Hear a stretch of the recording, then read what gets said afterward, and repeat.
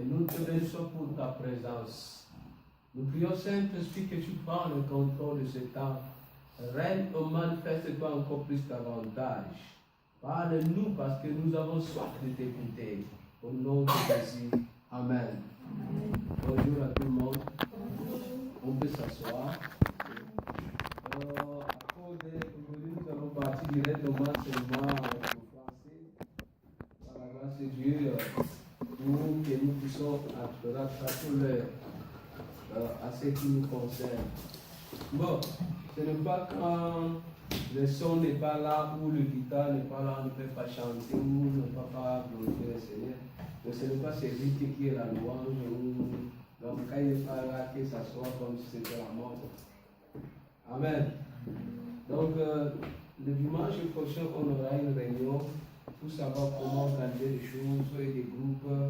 Nous avons les instruments, mais il n'y a pas des gens qui peuvent jouer. Il y a les guitares, il y a ça, il y a ça. Donc, ça serait très important que nous puissions savoir ce que nous pouvons faire pour l'avancement de l'œuvre de Dieu. Et surtout, tout marche ensemble. Pas seulement prêcher. Tu comprends le français ou bien? Tu joues la guitare. Tu vois, on a au moins des guitares. On a des guitares. À la maison, on a ça. On a ça. Il n'y a pas des instrumentales. Donc, on a un groupe, on a un choral. Donc, notre maestro n'est pas là aujourd'hui. Mais on va commencer à le finir aussi parfois. Quand il n'est pas là, on le donne de finition. Ça serait bien aussi pour que les gens puissent savoir. Donc, on a vraiment quelqu'un qui est bien placé. Et il sera le dimanche. Là, on serait là, tu vas le voir. Le jour de répétition, il y en a aussi. Il y a des répétitions tout le jour. Tout le dimanche à 13h, il y a la répétition ici. Aujourd'hui, il n'y a pas. Si, il y en a aujourd'hui. Donc, il y a la répétition à 13h. Après les cultes, il y a toujours la répétition à 13h30. Non, c'est bon. Donc, nous avons quelqu'un qui est passé. Donc, c'est ça. C'était juste une parenthèse. Donc, dimanche, on aura la réunion pour savoir comment on ne peut pas avancer comme ça sans que les autres se rendent compte comment on avance et tout ce qui se passe, que ce soit dans les finances, pour faire comprendre aux gens tout ce qui se passe, malgré que nous sommes en début. Donc, nous vous évitons parce que d'autres personnes ne sont pas là. Même à ce qui concerne l'affaire là des bîmes, pour projeter, parce que commencer à chanter là, il faut commencer. Parfois, Christelle est en ligne, mais nous, on n'est pas là. C'est bien qu'on puisse finir avec ça. Le dimanche, on aura en parler pour trouver la solution, afin que le livre là puisse rester seulement comme ça. Mais on va commencer à utiliser la projection pour faciliter les gens de chanter facilement. Amen. Oui, le dimanche passé, notre frère Cédric a commencé ce terme de la puissance du caractère. Le Seigneur le bénisse. J'ai quand même compris quelque chose comme notre sœur a fait le résumé de ces messages. Je vais encore continuer et le dimanche prochain, il va venir pour clôturer ce thème de la puissance du caractère. Le dimanche, si passé, j'étais en mission en France. Ça s'est bien passé par la grâce de Dieu. Le Seigneur s'est glorifié. La leçon que j'ai reçue là-bas, quand on était là-bas en mission, est que les gens ont besoin de la vraie parole. Amen. De la vérité. C'est ce que je comprends davantage. Les gens ont besoin vraiment de connaître la vérité. Et nous ne devons pas étouffer la vérité. Parce que nous avons bâti les églises dans des fondements qui ne sont pas bons. On avait dû bâtir seulement l'église avec la puissance, l'onction, les finances, je ne sais pas. Ça n'amène pas vraiment les chrétiens, de chrétiens assis dans la foi et d'avoir une vie digne d'eux-mêmes devant Christ. Alors, c'est ça que nous devons savoir faire, amener le chrétien à vivre une vie chrétienne particulière, digne avec le Seigneur Jésus. C'est très important. Pour bâtir une maison, il ne faut pas commencer directement par le mur, mais il faut commencer par la fondation. Nous, quand on croyait dans le Seigneur, on nous montrait les 4 lois spirituelles d'abord. On commençait par les affermissements, amenant un chrétien de vivre une vie de Christ. Être chrétien, c'est comme Christ. On les appelait les chrétiens parce qu'ils marchaient comme Christ. C'est ça être chrétien. Être chrétien ne veut pas seulement dire la puissance. Être chrétien ne veut pas seulement dire le miracle. Tout cela passera. La prophétie prendra fin. Mais les couronnes au ciel, ce n'est pas l'onction. Le couronne, c'est ce que nous faisons. C'est notre vie. C'est très important que nous puissions comprendre cela. Nous allons lire la Bible.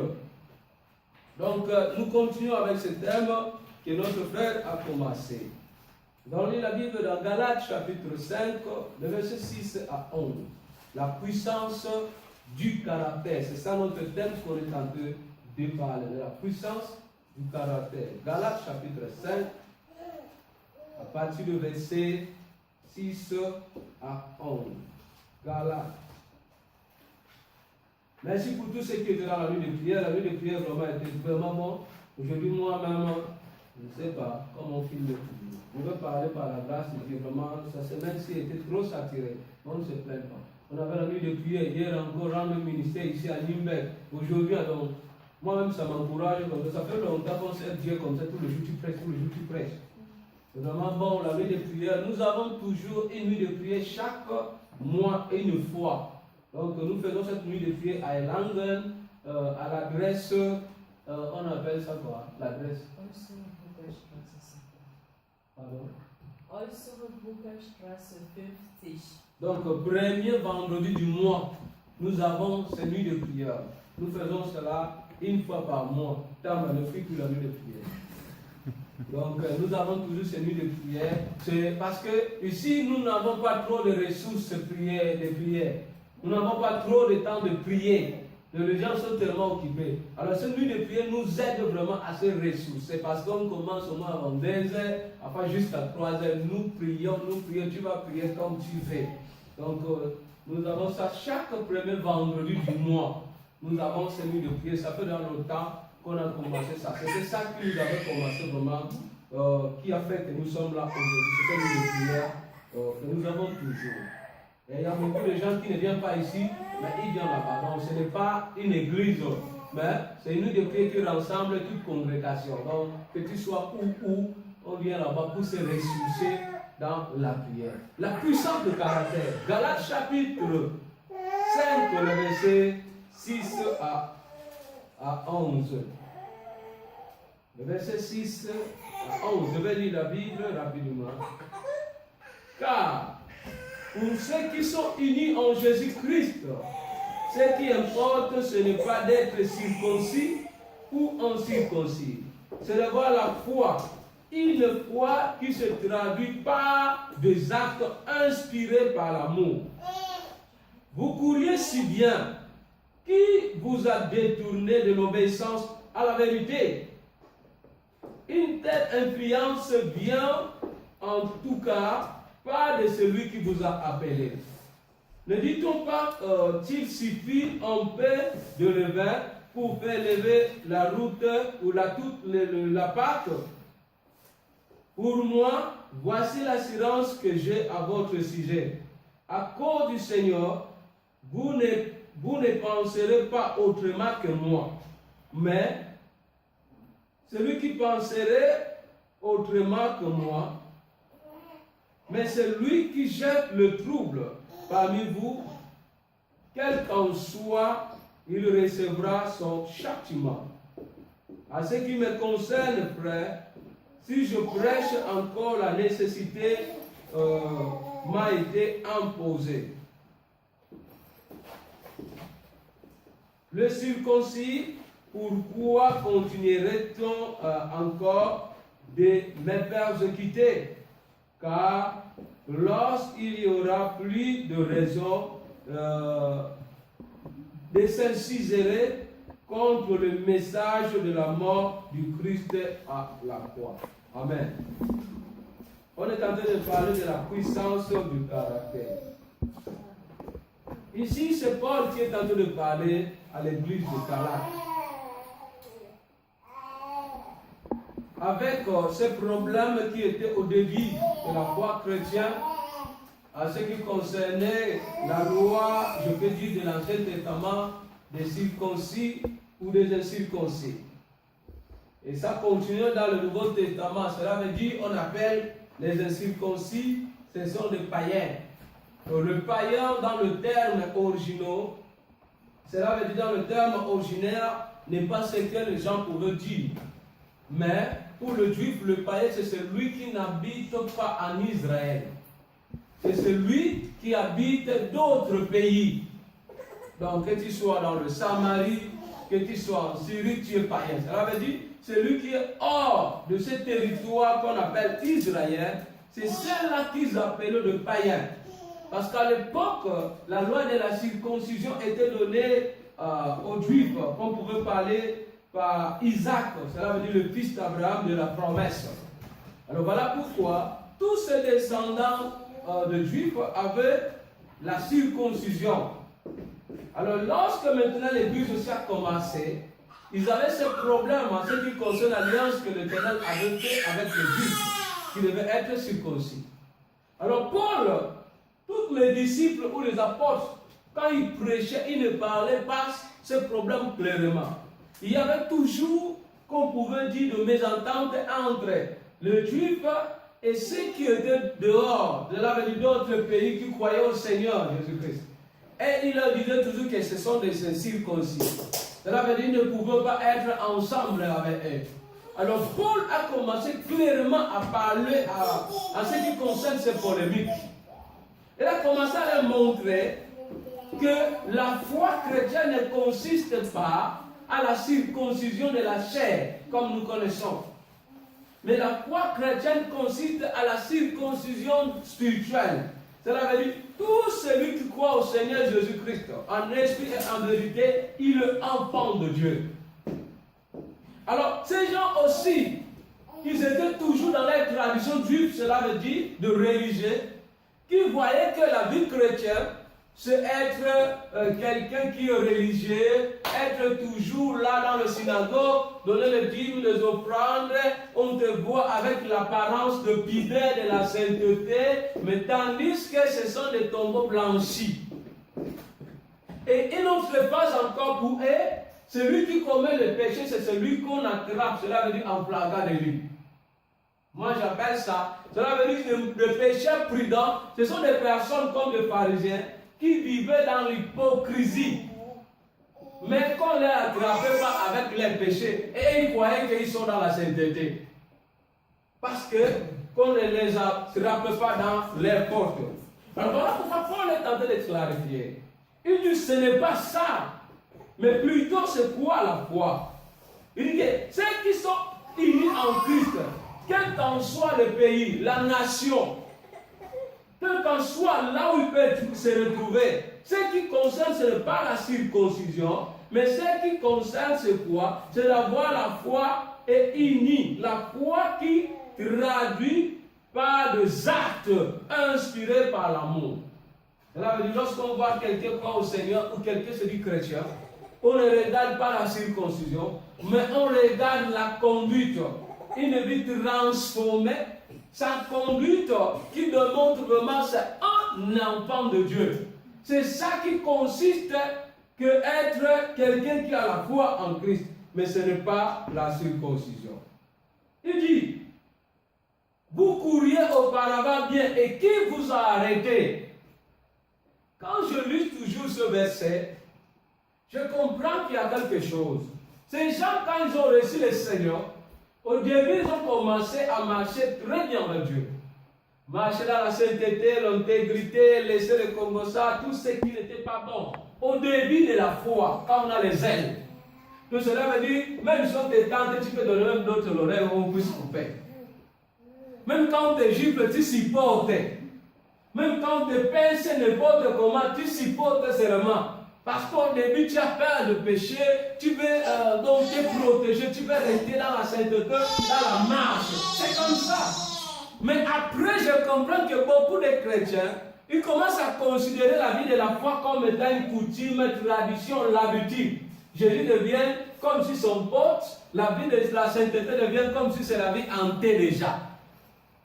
Alors, ces gens maintenant, ils changent leur vie. Ils commencent à se retourner encore dans les vieilles habitudes. Est-ce que vous comprenez ce que je dis?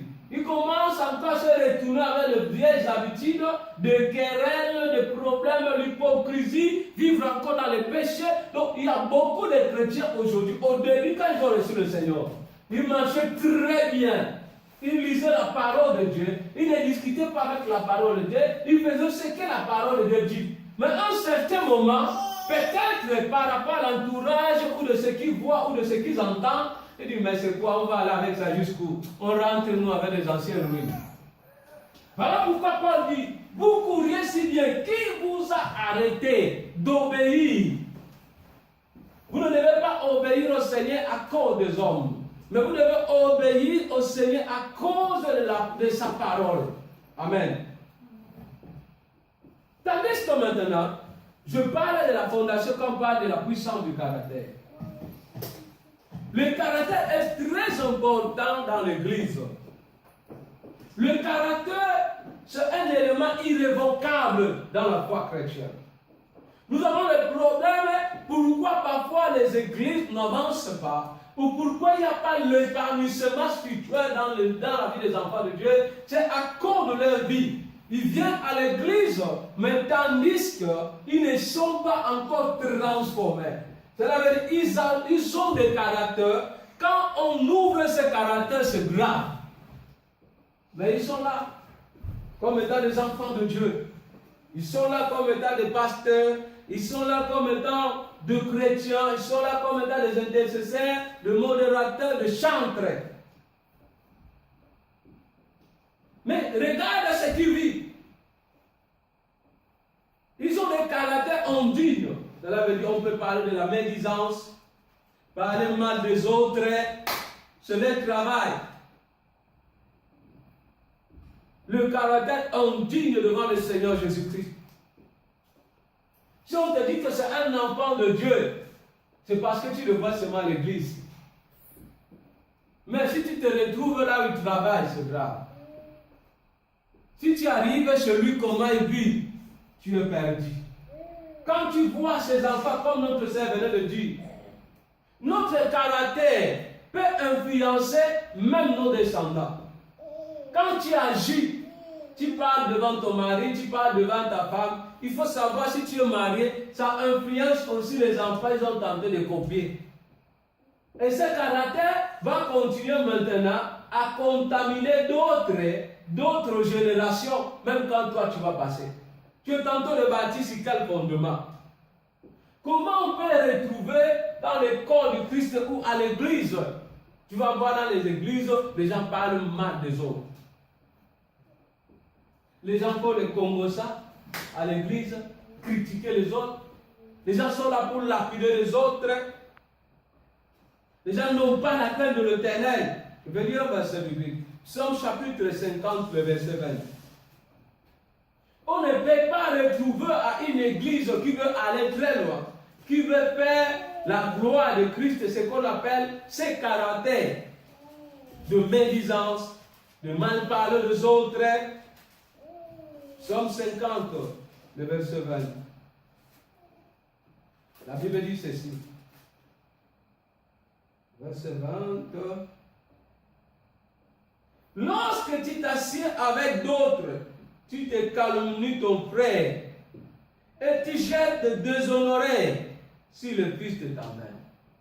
Quand tu t'assois, tu lapides les autres. Tu vois le frère là, tu vois la sœur là, tu vois toujours le mal des autres, comme j'avais dit, dans la puissance de pardon. Un enfant de Dieu intègre ne peut pas être quelque part et s'asseoir. Au lieu d'exhorter son frère ou sa sœur, il prend le nom de tel, il prend le nom de tel, il prend le nom de tel, commence à parler seulement ce qui est négatif, sans d'abord contrôler lui-même comment il vit. Tu prends ton téléphone, tu appelles tel, tu connais la sœur là, et voici ce qui s'est passé, tu connais le frère. La Bible refuse de telles choses. Ça ne fait pas que le corps de Christ avance. Et c'est les mêmes gens qui ont l'onction, qui ont la puissance, qui viennent imposer les mains aux malades et reçoivent la guérison. Depuis que tu as commencé à prier, voilà pourquoi Dieu n'exauce pas. Parce que Dieu connaît notre vie. Ce ne sont pas des choses qui devaient se retrouver à l'église ou dans le corps de Christ. Le caractère indigne. Cela veut dire le caractère qui ne reflète pas la gloire de Dieu. Tu connais la crainte de Paul à l'église de Corinthe. C'était quoi en fait la crainte de Paul? Lorsque Paul a commencé à faire la mission, il est allé à l'église de Corinthe. Chaque église que Paul a passée ou chaque église bâtie a un caractère. Tu vas m'entendre ce que je vous dis. Dans toutes les églises que tu vois du monde, même l'église qui a 10 millions de membres, chaque église a un caractère qui, je pourrais dire, qui caractérise cette église. Ou soit la vie de la sainteté, ou soit la vie du monde dans l'église. Tu vas aller dans notre église. Quand tu entres là-bas, tu es nouveau, on te voit déjà. Celui-là, c'est nouveau. On cherche là comment on va te communiquer les dons. C'est la vérité. Tu peux aller à l'église, les travaillent là-bas, c'est le dispute, querelle. D'autres églises, c'est l'impudicité. Il y a ça dans les églises. D'autres églises, la louange charnelle et l'adoration charnelle. Cela veut dire, tu vois la vie de l'église, mais la vie de Christ n'est pas assis. Les gens sont charnels, mais ils sont à l'église. Est-ce que vous comprenez ce que je dis? Il y a des églises comme ça. Tu vas partir à l'église là n'avance pas pourquoi. Les gens qui sont là depuis 10 ans, 15 ans, ils n'évangélisent jamais pourquoi. Leur vie ne peut pas amener les autres vers le Seigneur. Pourquoi? Et ils veulent seulement rester et mettre une tradition, un système, une coutume qui dirige l'église. Paul dit, il avait la paix, la crainte pour l'église de Corinthe. Pourquoi? Parce qu'il connaissait, quand il a évangélisé dans cette vie, comment les gens vivaient auparavant. Cela veut dire, ce sont des gens qui étaient des calomniateurs, qui avaient la médisance, l'orgueil, dont leur vie n'était pas bon. Mais quand ils ont reçu le Seigneur, Paul il les a prêchés, mais il avait toujours la crainte qu'un jour, ces gens-là puissent retourner dans leur voie ancienne. Je veux lire ça. 1 Corinthiens chapitre 12, le verset 20. Il y a beaucoup de chrétiens qui ont reçu l'évangile, mais après 2 ans de la foi, 3 ans de la foi, ils commencent à dire que moi j'ai déjà 15 ans de la foi. Ça veut dire même si je fais n'importe quoi, mais ce qui importe c'est 15 ans de la foi. Ce n'est pas ça. 1 Corinthiens chapitre 12, verset 20. 1 Corinthiens chapitre 12, verset 20. Je me dis, la Bible dit ceci.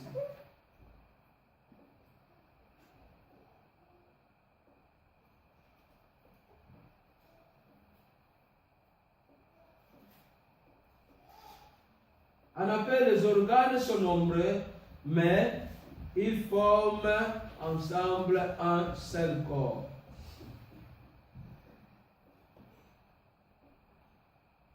C'est pourquoi, le verset 21, c'est pourquoi l'œil ne saurait pas dire à la main, je n'ai pas besoin de toi, ni la tête aux pieds.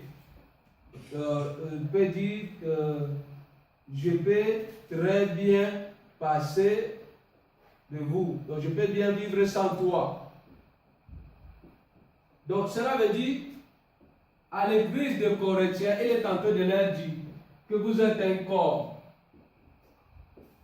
Quand nous sommes un corps, le mal de l'autre personne doit devenir ma préoccupation. Mais moi maintenant, je ne peux pas prendre ça pour maintenant changer. C'est ça que je prêchais hier. Les gens commencent à normaliser les choses. Ce qui est bon, c'est devenu faux. Ce qui est faux, c'est ça qui plaît aux gens. Donc quand tu vois quelqu'un qui est tombé ou bien quelqu'un qui a je ne sais pas quel problème, tu prends ça. Tu connais telle personne. Tu connais ce qui est arrivé. Mais tandis que la Bible dit que nous sommes un corps. Donc si quelqu'un tombe ou bien quelqu'un a un problème, ou le mariage de quelqu'un a un problème, ça ne marche pas. Tu connais le mariage là? Ouais, laisse-moi, je vais te dire. C'est les chrétiens, les Corinthiens. C'est leur travail. Au lieu maintenant de prendre le temps d'intercéder, que voici le mariage de pasteur de Dieu, ça ne marche pas. vraiment c'est mieux que nous le soutenons dans la prière, en peur que ça se relève. Non. Toi, tu prends ça maintenant, c'est devenu, tu n'as pas à marcher. Tu as réussi le marché. Les gens cherchent les sujets pour avoir le marché. Cela veut dire pour vendre dehors. C'est ça qu'on est en train de chercher. Tu vois? Ils cherchent le marché. Mais ce n'est pas un bon marché. Est-ce que vous comprenez cela? Ce n'est pas un bon marché. Le marché là n'est pas vraiment bon.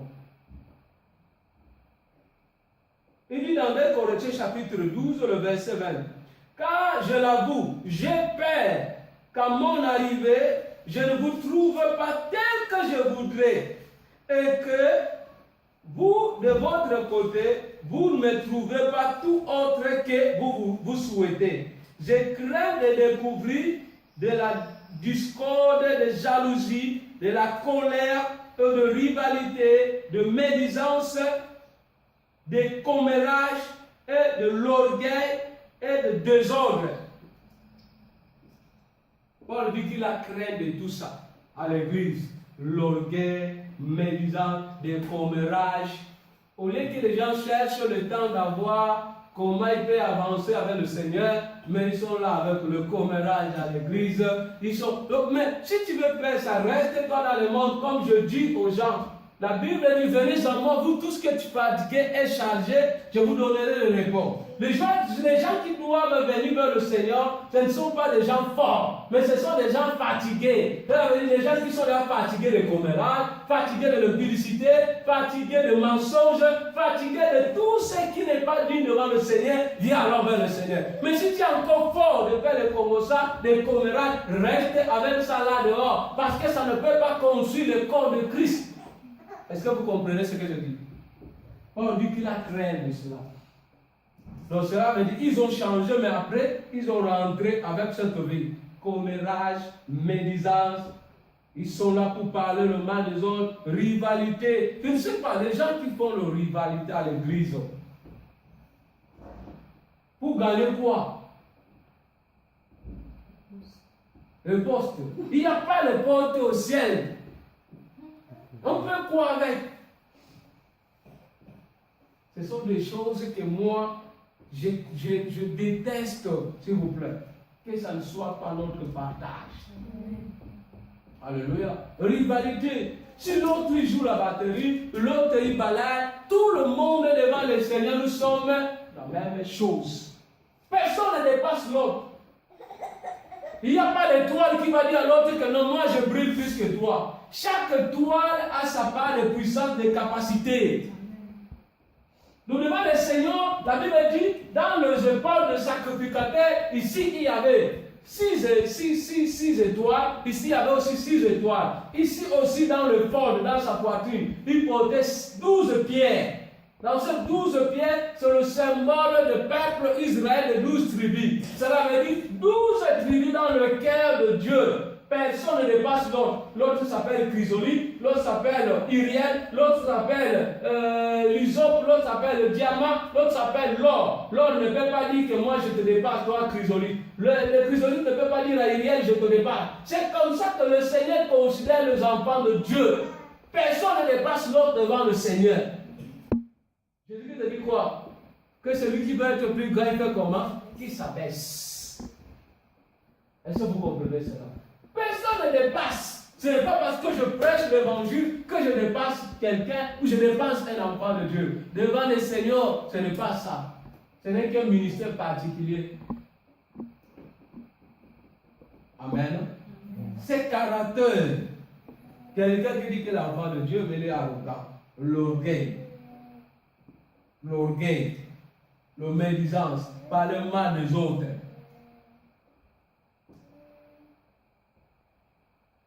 Et il y a des enfants de Dieu, malgré ça, il avait compris quelque chose qui s'est passé dans la vie de quelqu'un depuis 1900. Jusqu'à aujourd'hui, il parle de ça. Il se rappelle toujours du passé des autres. Parlait toujours du passé des autres. Tandis que même la Bible dit que non, ne vous souvenez plus du passé. Des choses qui sont anciennes. Qui crucifient toujours les gens à cause de leurs péchés de 1900. Jusqu'à aujourd'hui, qui parle de ça. La Bible déteste des choses comme ça. Tu rappelles toujours la faute de quelqu'un. Il y a comme ça même dans le mariage. Voilà pourquoi tu vois beaucoup dans le mariage, ils ont toujours le lacune. Parce que depuis que la faute qu'il avait commis, quand il y a quelque chose, tu connais que tu avais, on ne peut pas avancer. La Bible dit que l'amour couvre. Et ce sont les chrétiens d'aujourd'hui. Tu connais les pasteurs, je le connais. Laisse. Les pasteurs là, c'est qu'il avait fait en 1960. Jusqu'aujourd'hui. Même Jésus-Christ qui était crucifié, mais la Bible dit qu'il n'a pas fait là-bas éternellement. On l'a descendu jusqu'à ce qu'on l'allait enterrer. Mais toi, tu ne changes jamais la phase d'une vie de personne. Comme tu la connaissais, impossible, tu ne changeras jamais. Donc tu laisses toujours Jésus à la croix. Tandis qu'il est descendu jusqu'au ciel. Toi, tu vois toujours les gens sur la croix, mais oh, les gens là, les Seigneurs les ont déjà introduits au ciel. Tu es en retard. Rappelez toujours les mal des autres qui sont dans les églises. La Bible dit, les rapporteurs, ils causent les divisions. Comment ils peuvent causer ça? La Bible dit, faute de bois, le fait s'éteint. Qu'il n'aide pas le rapporteur. Regarde, cela veut dire quoi? Lorsqu'il y a le rapporteur à un endroit, il y aura toujours le querelle. Est-ce que vous comprenez cela? Les gens qui parlent trop, ils causent le querelle. Jacques te dit quoi? D'où vient le querelle? C'est ce qui sort de nos bouches. Nous ne sommes pas obligés à tout moment de parler. Regarde, dans notre corps, nous avons beaucoup d'organes. Mais l'organe principal qui cause beaucoup de chutes, c'est la bouche. La bouche, il amène trop de péchés. La bouche. Si nous comptons les péchés dans nos corps, comment ça arrive? Tu vas voir que la bouche, il est central, le centre de beaucoup de péchés. Même jusqu'à t'amener l'immoralité sexuelle, la bouche. Parce que quand tu vois, la bouche va parler. Donc il a fait l'effet. Il a causé. Jusqu'à l'impudicité, la bouche est là. C'est vous comprenez? Donc la bouche a beaucoup de dégâts. Tu vois? Donc la Bible dit, quand il n'y a pas les rapportés, le querelle va s'apaiser. Tu connais, non? Elle m'avait dit, elle m'avait appelé, elle m'avait dit que, la Bible dit, quand il n'y a pas ça, il n'y aura pas de querelle. Est-ce que vous comprenez ce que je dis? C'est la Bible qui dit ça dans Proverbe. Il dit que quand il y a moins de rapporteurs, il n'y aura pas le querelle. Proverbe chapitre 26, verset 20. Tu lis ça, tu vas voir. Qui a la Bible française? Lis ça. Là, ça veut lire Proverbe chapitre 26, verset 20.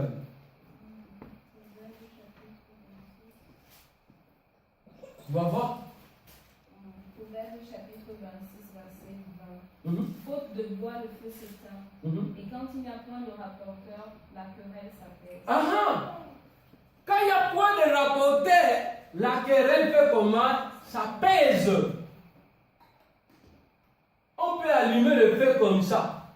Qu'elle a dit? L'autre a dit, mais ce qu'on dit aussi, il faut savoir que celui qui te donne l'information, ce n'est pas toujours original.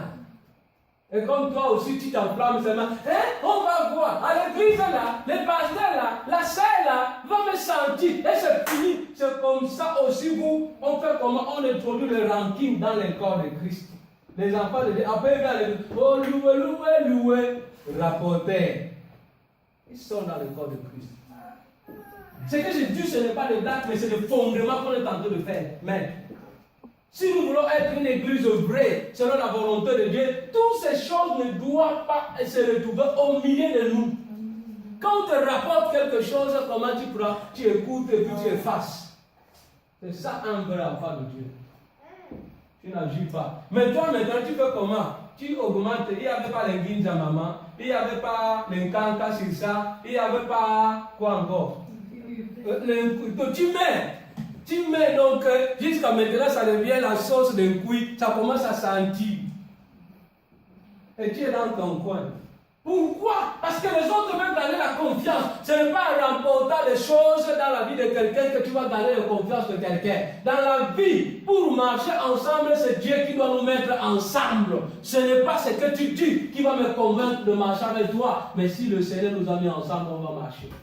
Et ce n'est pas toutes les personnes que nous rencontrons dans la vie qu'on doit marcher avec eux éternellement. Non! Ça, c'est ce que les gens ne comprennent pas. Ce n'est pas toutes les personnes que Dieu a mis pour toi que vous devez marcher éternellement. Non. Il y a les autres, c'est seulement pour un bit et puis ça passe. Change et tu avances. Est-ce que nous comprenons cela? Tu vas rencontrer à l'église, il y a que des choses. Des rapporteurs, des gens qui disent mal les autres, tout ce caractère des enfants de Dieu. On ne doit pas retrouver dans notre milieu ce qu'on appelle des gens qui portent de fausses témoignages. Faux témoignages pour gagner la confiance des autres. Quand il te dit quelque chose, tu connais la sœur Nina, tu connais la sœur Sabi. Qui? Toi tu ne la connais pas. Moi je la connais. Quand tu vas commencer à parler. Je voulais même qu'on l'embauche. Vous l'embauchez qui comme ça? Enfant de Dieu. Laisse. Heureusement que notre génération change. Auparavant, quand les gens voulaient se marier, on partait voir les parents de tel. Est-ce que la fille de tel, c'est comment je peux l'épouser? Oui, vraiment, c'est une bonne fille. Je peux l'épouser. Mais d'autres familles te disent, les gens là, à l'époque des guerres de Bafa et de Banjou, tu connais ce qu'ils avaient fait? Beaucoup ont raté un mariage comme ça. À cause des choses passées, ils ont toujours. C'est comme ça auparavant. On faisait les témoignages d'une famille pour épouser un enfant. Ça n'a pas beaucoup changé. Ça n'a pas beaucoup changé. Mais ici, il y a encore ça. Ici maintenant, en Europe, on épouse seulement ce qu'on voit et puis on passe. Tu vois? Mais au Cameroun, tu viens chez nous, on va te dire que c'est quelle. Quand tu dis que j'ai rencontré quelqu'un, on ne te demande pas il travaille ou bien il est comment. Non. Première question, la maman te demande, il est d'où? C'est l'enfant de C'est nous qui se marions. Il est d'où? C'est l'enfant de qui? Pourquoi on veut comprendre même l'histoire des caractères de cette famille? N'est-ce pas ça? Peut-être qu'on va voir dans les hiérarchies que la famille là, on connaît que. Porter de forts témoignages, ce n'est pas biblique.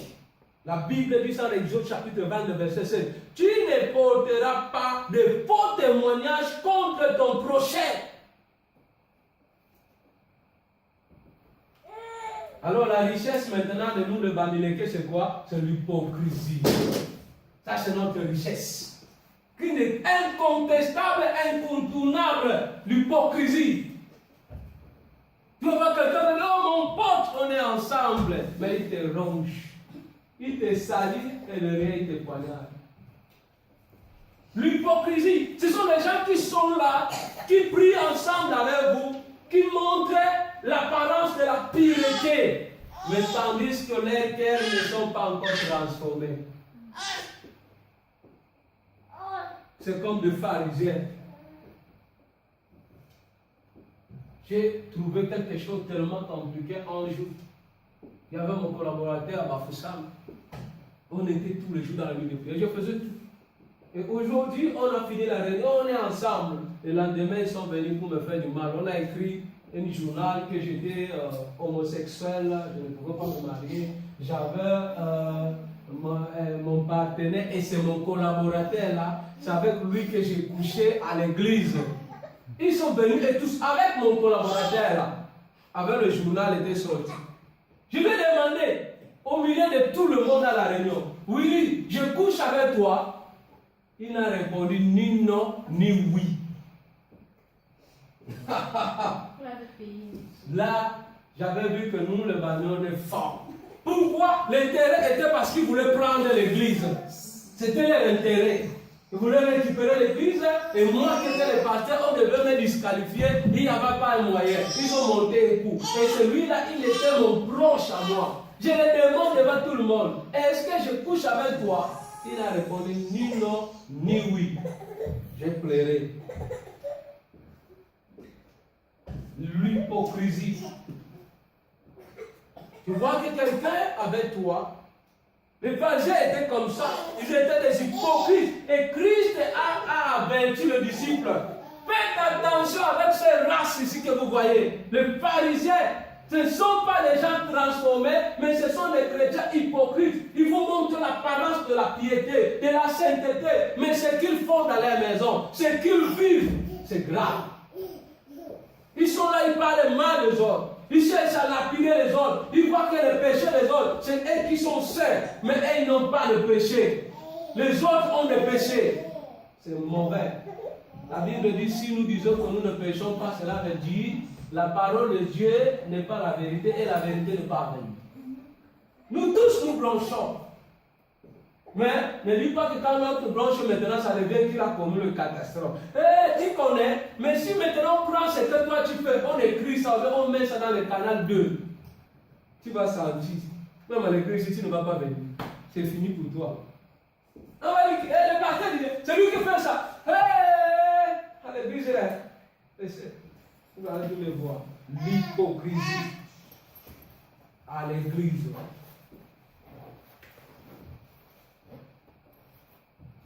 Jésus-Christ a dit dans Luc chapitre 11, verset 39. Mais le Seigneur lui dit, vous pharisiens, vous nettoyez le dehors. Ils font ce qui est propre ici, dehors propre. Vous nettoyez le dehors de la coupe et du plat, mais l'intérieur est plein de rapine, la méchanceté. La méchanceté. Tu dis que, il arrive des fois quand je pars parfois, arranger le problème de couple, j'oublie parfois les chrétiens. J'étais à Paris, j'étais devant un couple comme ça qui avait un problème.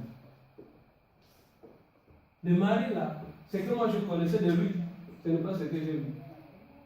J'ai crié, j'ai dit mon frère, je voyais que tu étais enfant de Dieu.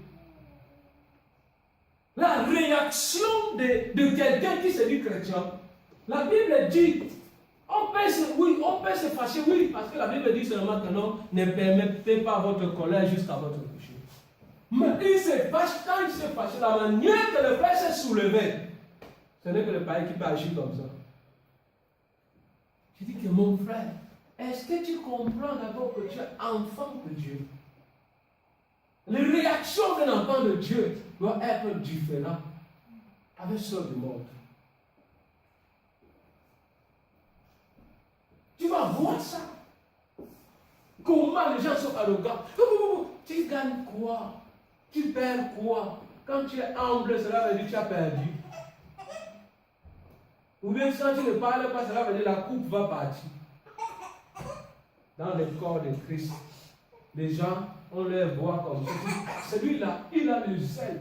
Le frère là, il a le feu. Ne dis jamais plus ça, ne me dis plus jamais ça, c'est à moi. Le frère, il a l'onction. Il est intègre. Quoi? L'intègre parce que tu me vois à l'église, je viens, je suis semblable, salut, ça. Ce n'est pas ça. Le jour où j'ai dit que Seigneur, est-ce que vraiment, quand tu as dit que tu vas rentrer, tu vas retrouver la foi à quelqu'un, c'était vrai? Quand je vois le frère, la manière que je porte le témoignage sur lui, mais lorsqu'il se soulève, je dis que, hey, c'est qui ça? Pourquoi? Parce que sa femme a dit seulement, hey, voici c'est la sorcellerie. C'est moi sorcière, on se divorce. Je dis que non, enfant de Dieu.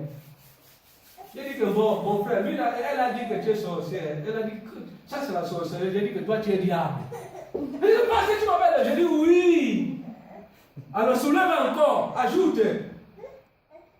Il vient seulement, tu vois seulement, je dis que hey, ici on va nous taper. Après je lui ai dit, mon frère, tu sais quoi? Il faut savoir, tant que tu existes sur la terre, il y aura toujours de négatifs. Mais comme un enfant de Dieu, tu dois avoir des réactions dignes de l'enfant de Dieu. Alléluia. Nous devons savoir nous contrôler en ce qui nous concerne. Les pharisiens étaient comme ça. On les voyait, les hommes de la sainteté. Ils priaient dans le bois. Quand ils adoraient le Seigneur, on dit que voici les enfants de Dieu. Mais or, leur vie était loin de Dieu. ce n'est pas ce que nous voulons. Leur vie était orgueilleuse. Ils lapidaient les autres, mais eux-mêmes ils étaient des méchants. Dans l'hypocrisie, il y a aussi ce qu'on appelle l'amour de profit, dans l'amour intérêt. Romains dit ça, dans Romains chapitre 12, le verset 9, Paul dit que votre amour ne soit pas avec l'hypocrisie. Fouillez le mal en oreille. Attachez-vous au bien. Quand tu dis à quelqu'un que je t'aime, de cela veut dire ça doit être je t'aime. Est-ce que vous comprenez ce que je dis? L'amour avec l'hypocrisie, cela veut dire je t'aime seulement parce qu'il y a des enfants, on n'a pas le choix. C'est ça l'amour avec l'hypocrisie. Mais il y a d'autres motivations, tu as d'autres intentions. L'amour avec l'hypocrisie, ça veut dire on fait seulement la paix. Mais moi, vraiment, je le pardonne, mais ça c'est l'amour avec l'hypocrisie. Mais c'est quelqu'un qui te salue comme le baiser de Judas. Vous connaissez le baiser de Judas? Judas est parti déjà négocier le marché pour vendre Jésus-Christ. Il avait déjà le marché, le montant d'argent. S'il était un vrai, vraiment, un gars qui connaissait les affaires. Mais le jour-là, comme ils avaient dit que c'est lui que je vais baiser, il a dit ça là-bas. Mais Christ ne connaissait pas, on pouvait dire comme ça. Et les disciples ne connaissaient pas. Mais le jour-là, le disciple dit que, hey, Judas aujourd'hui a montré vraiment l'amour jusqu'à. Il vient, il embrasse Christ. Or, il y avait déjà montré, c'est celui-là que vous devez tuer. Tu dis à quelqu'un que tu l'aimes, tu lui montres l'amour, mais hors de l'autre côté, tu le tues. Je suis seulement avec un, mais je ne suis même pas avec un. Tu vois que tu trompes qui? Tu te trompes seul. Alléluia. Ce n'est pas intéressant ce que je dis. Je crois. Tu te trompes seul. Parce que c'est ce que Judas croyait. Beaucoup de gens qui te disent que je t'aime, tu es ceci, vraiment, je te dis c'est ma copine, vraiment, je te dis sincère. Quand c'est sincère, je vois ton cœur. Qui?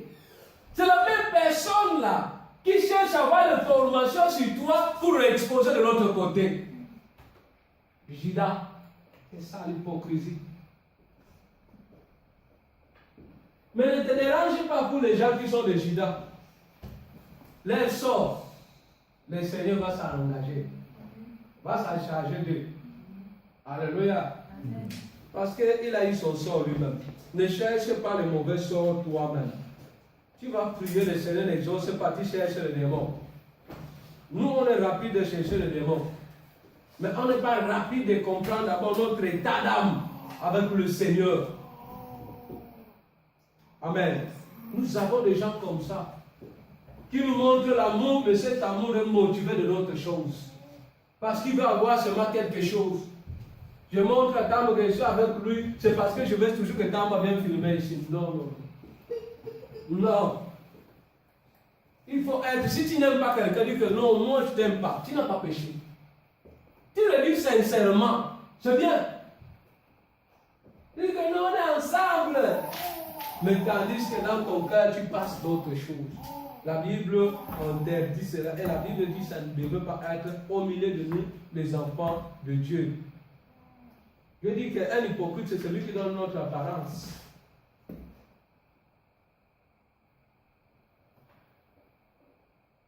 J'ai dit tout à l'heure que nous tous nous branchons de plusieurs manières.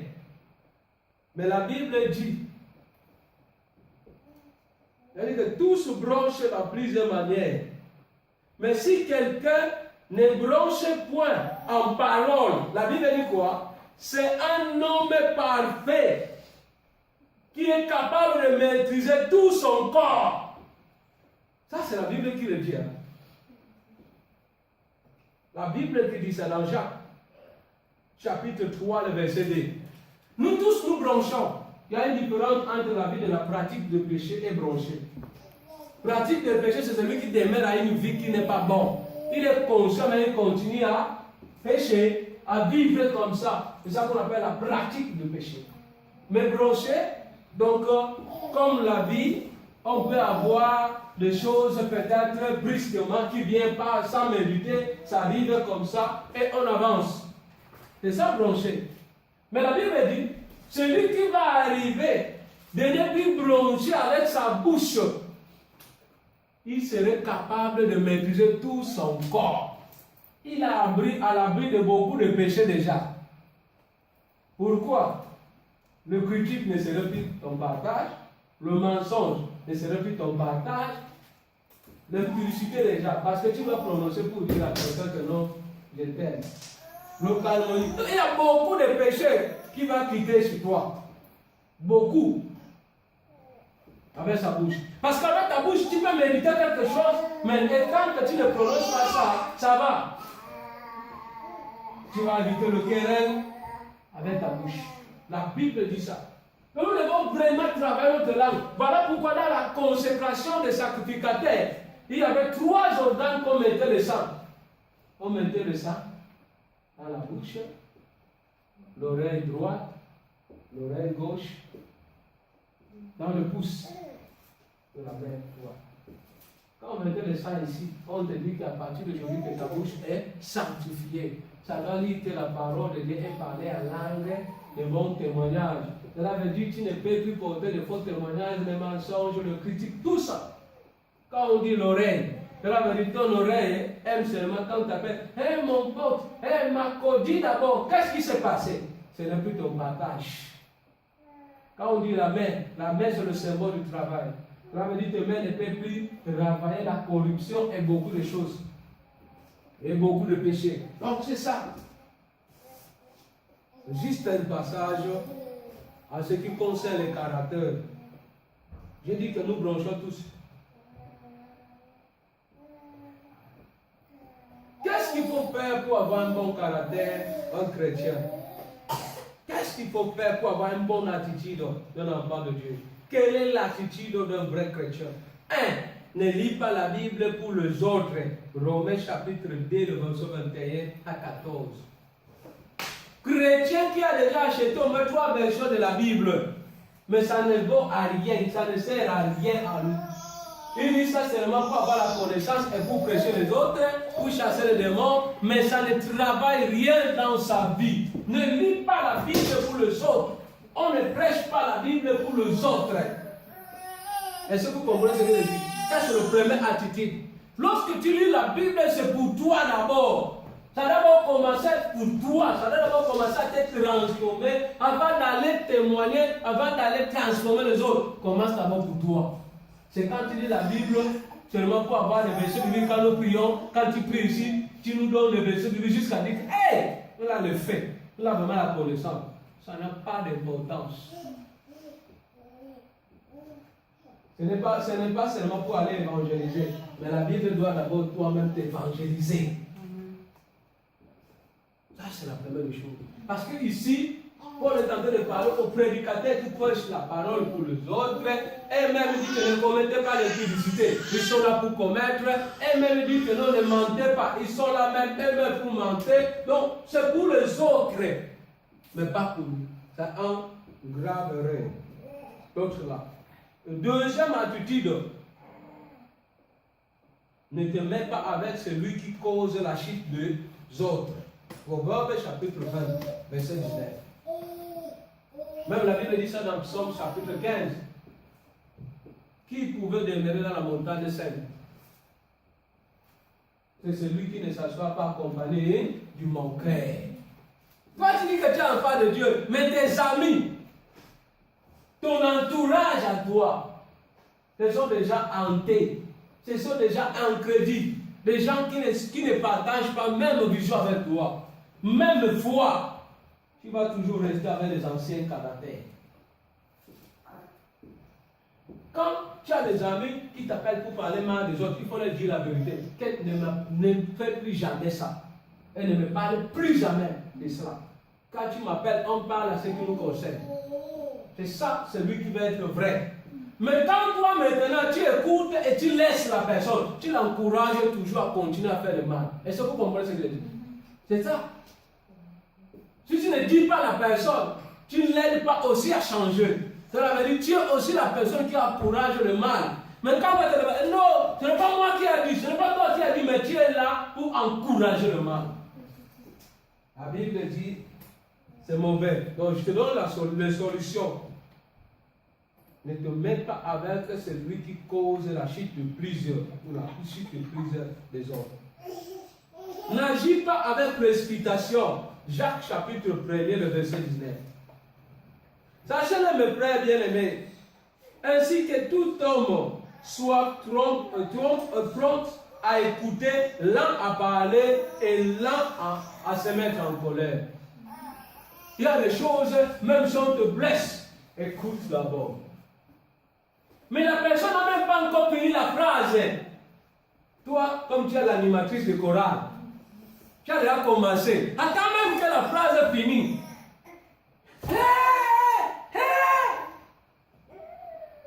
Ça va sortir quel son?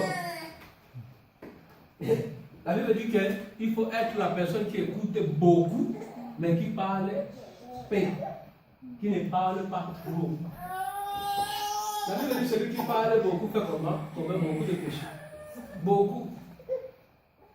Écoute plus, ne parle pas trop et ne te mets pas en colère à tout moment. C'est là où je dis toujours aux gens, les gens qui se mettent en colère à tout moment, ce sont les gens qui analysent tout.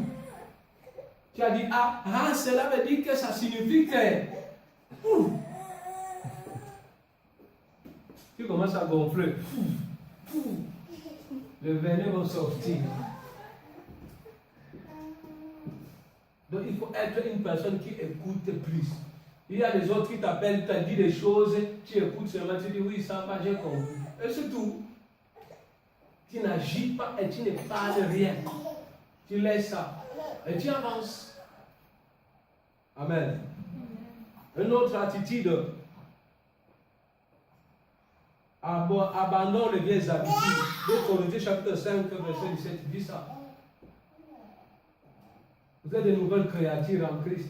Mais il faut abandonner tout ce qui est ancien, totalement. Chapitre 5, verset 17. Un autre point, savoir se dire la vérité. Savoir se dire la vérité à ton prochain. À notre prochain, c'est très important. Matthieu chapitre 18, verset 15. Quand tu as un problème avec quelqu'un, va le voir. Si tu ne veux pas avoir les rancines avec les gens, il faut faire comme ça. Si tu as un problème avec moi, qui que ce soit, oui, il y a des gens sur la terre qui n'aiment pas les reproches. Moi-même, je me laisse comme ça. Est-ce que moi, je ne me glorifie pas par rapport à ça, mais je vais travailler ça dans ma vie, d'accepter les reproches de n'importe qui. Je ne vois pas parce que je suis pasteur, parce que je dis toujours si il n'y a pas pasteur. Amen. Quand celui qui n'aime pas qu'on le reproche, c'est difficile aussi qu'il change dans sa vie. Et il va toujours se voir qu'il est parfait, qu'il n'a pas de oreilles. Il va être seulement la personne qui se justifie à tout moment. Ce n'est pas bon. Quand tu as quelque chose que tu as contre ton frère ou ta sœur, si toi à l'église, il ne faut pas garder. Ne parle pas à une autre personne. Ça, c'est à détester. Ne parle pas à une autre personne, mais va voir la personne. Dis-lui. Dis-lui que non, mon frère, seulement quelque chose que tu m'as fait, tu m'avais blessé à telle chose. Ça ne m'a pas plu. Dis-lui comme ça. Si maintenant la personne est consciente que vraiment, pardonne-moi ma soeur, pardonne-moi mon frère, ça va. Si maintenant la personne te répond encore bizarrement, ceci, tu vas voir maintenant un ancien de l'église ou un pasteur pour partir, tu le fais. Mais toi, quand la personne te répond comme ça, hey, tu vas brûler ou bien tu vas prendre encore, tu verses dehors. Donc ça c'est très important. Quand on ne sait pas se dire la vérité, ça sera un problème, même dans le mariage. C'est la même chose.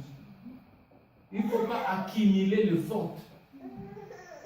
Mais il faut se libérer quand il y a quelque chose. Parce que c'est la vie, il y aura toujours. Il n'y a pas quelqu'un qui est parfait, sauf Christ.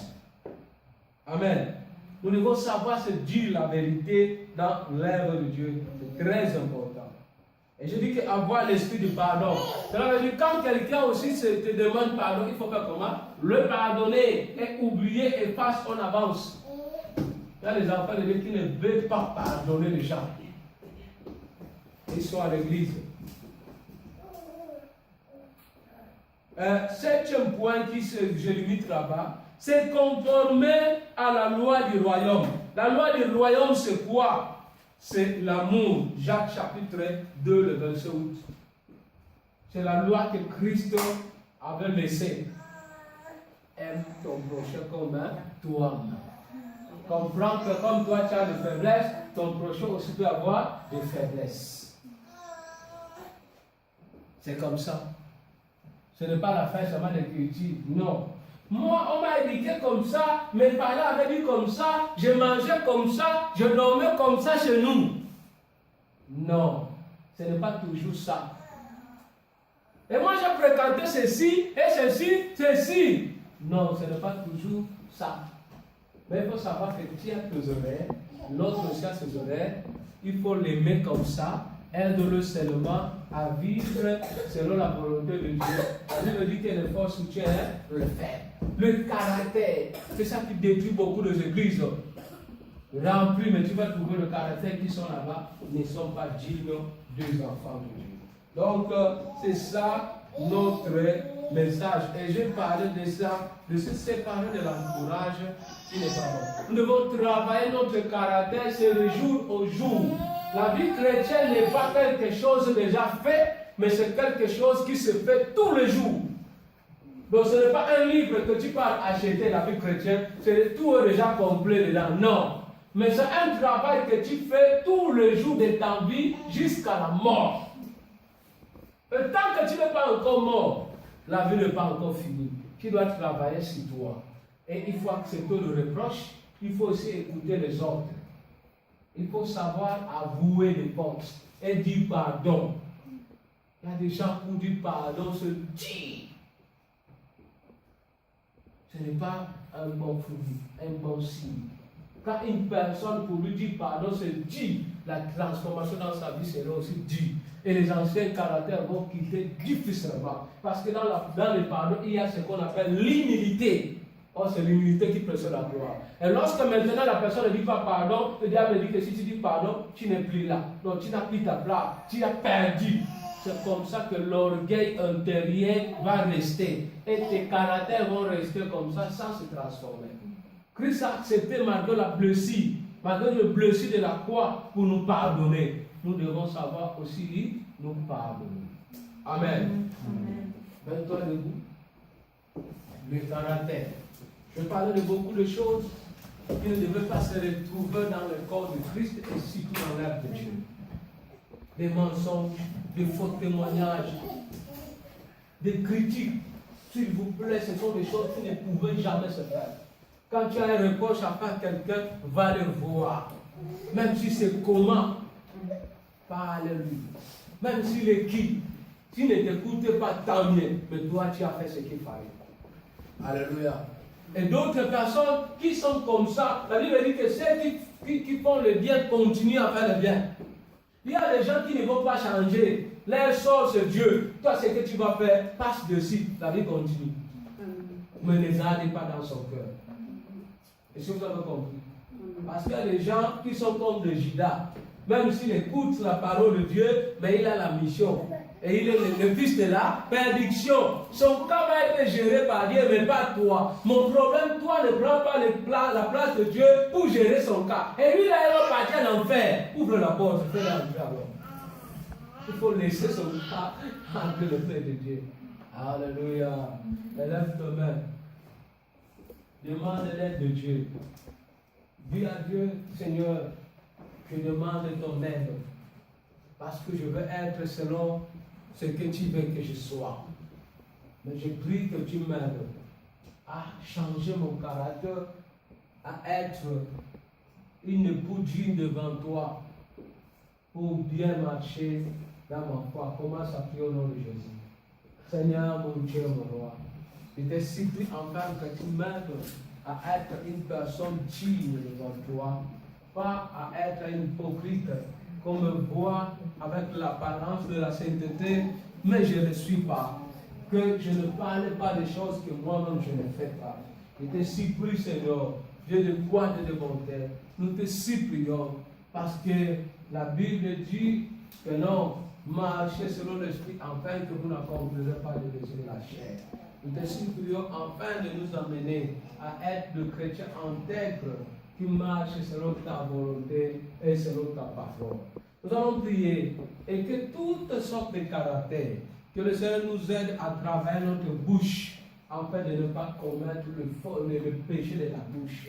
Le mensonge, le faux témoignage, le critique, calomnie, le Congo, ça, tout ça. Nous allons prier que le Seigneur brise notre langue, afin de ne pas propager des choses qui ne sont pas dignes devant le Seigneur. Prions au nom de Jésus.